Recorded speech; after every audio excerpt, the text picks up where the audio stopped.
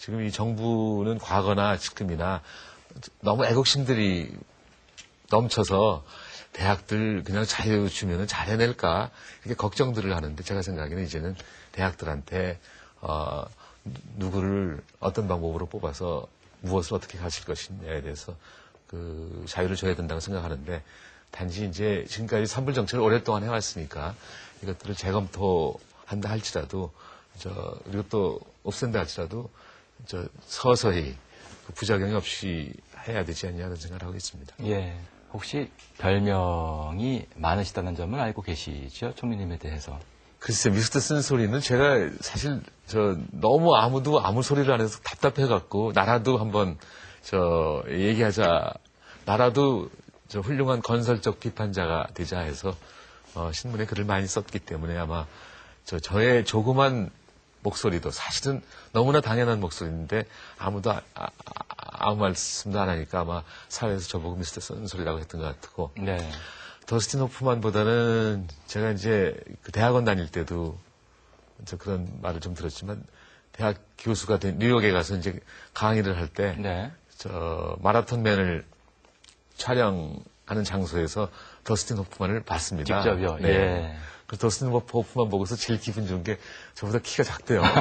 그래서 야, 이 유명한 배우가 나보다 키가 작구나. 그래서 굉장히 그 기분이 좋았었는데 그때 네. 어떤 학생이 하이프로프 청 그러고서는 예. 저보고 그 다음에 하이 더스틴 청 리얼 컴스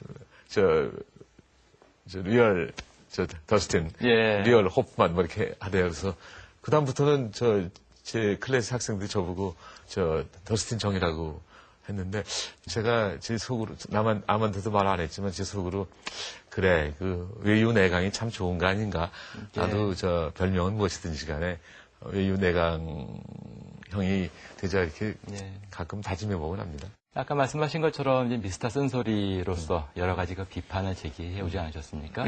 이제 그러다가 지금은 비판을 받는 자리로 바뀌셨단 말이죠. 그렇게 입장이 바뀌어 보니까 어떠시던가요?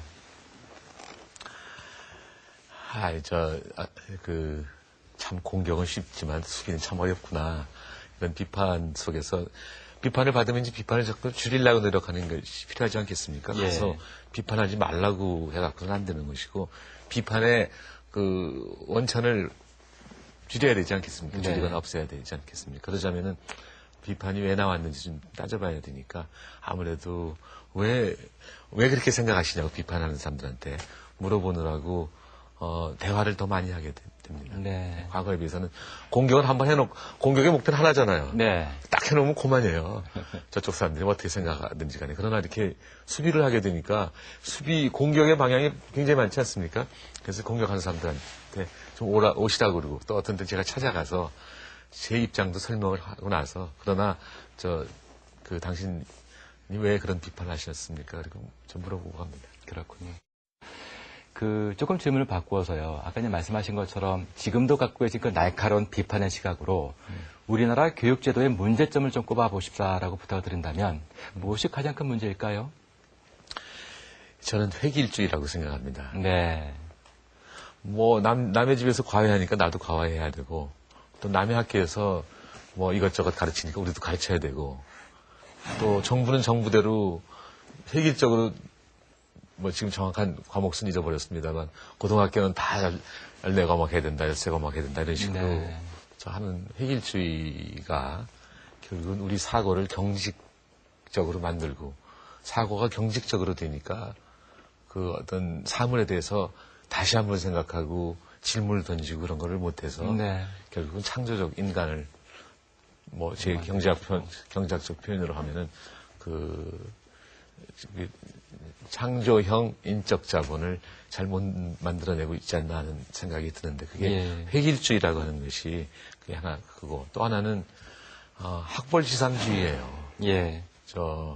사람이 어떤 일자리가 있으면 그 일자리에 맞는 사람을 뽑아야지 꼭 4년제 대학을 나와야 된다. 그것도 스카이 대학이라고 있다면서요?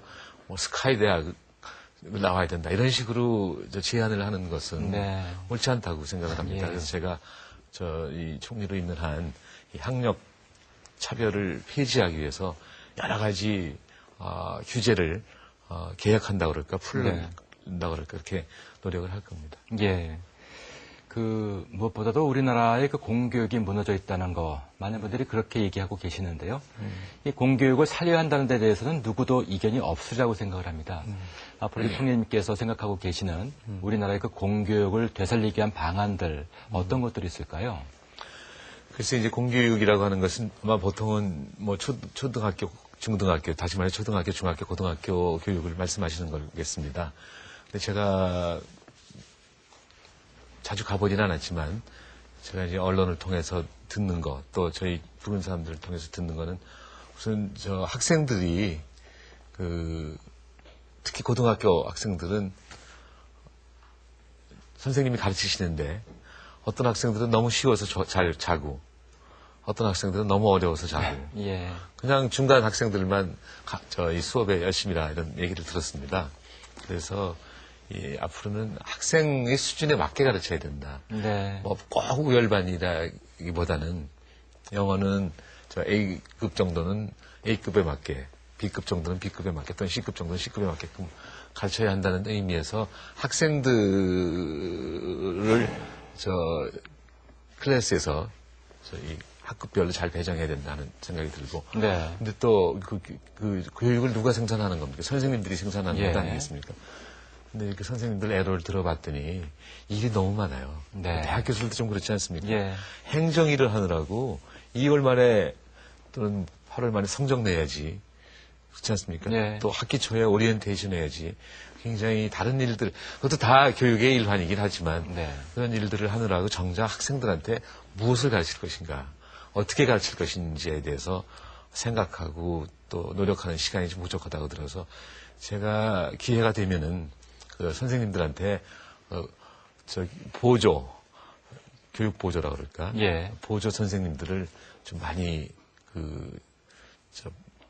제공해 드려서 네. 정말 물론 성적 처리도 좋고 오리엔테이션도 좋고 다른 여러 가지 좋은 일도 많이 있습니다만 과목을 잘 가르치게 하고 동시에 인성 교육도 잘 할 수 있도록 하는 분위기를 또는 환경을 만들어 드리도록 노력하겠습니다. 네. 사실 이 공교육 강화와 뗄래야 뗄 수 없는 것이 바로 사교육비 문제입니다. 뭐 많은 서민들의 허리가 빈다는 거 잘 아실 것 같은데 글쎄 총리님께서는 이 사교육 문제에 대해서 또한 남다른 이제 관심과 여러 가지 노력을 기울이고 계시는데요. 어떤 부분에 관한 노력이 더 있으면 정말 이 문제가 우리들한테 와닿는 경감증이 될 수 있을까요? 우선 먼저 말씀드릴 것은 사교육이 나쁘다 하는